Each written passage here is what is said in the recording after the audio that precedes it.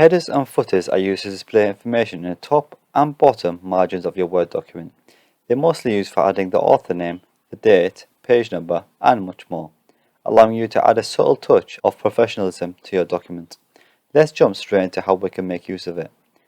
To add a header, the quickest way is to double-click on the top of your document and it'll open the header and footer section of your document. You can also go to Insert, Header, and select one of the presets or click on Edit Header.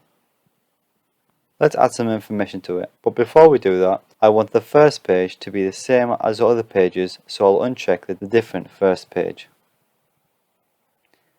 To add the current date, I'm going to press on the Insert, Date, Time button at the top.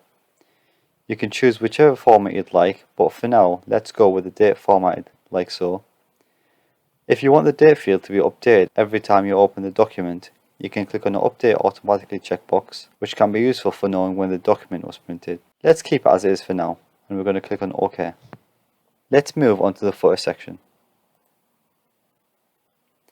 To add the author name field, you can go to Document Info drop-down and select Author, which automatically imports the author of this document into the footer. You can also manually type it in.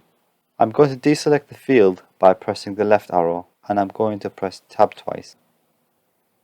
To add the page number, we click on the Page Number drop-down and we get a bunch of options. The first two are presets and will replace what you already have in the headers and footers section of your document. The third will add page numbers to the size of your document, and the current position will add a page number to your current position, which is what we want, so we'll select that. To exit the header and footer section, you can either press Escape or click on Close Header and Footer. If you found this tutorial helpful, please don't forget to like and subscribe for more tutorials like this.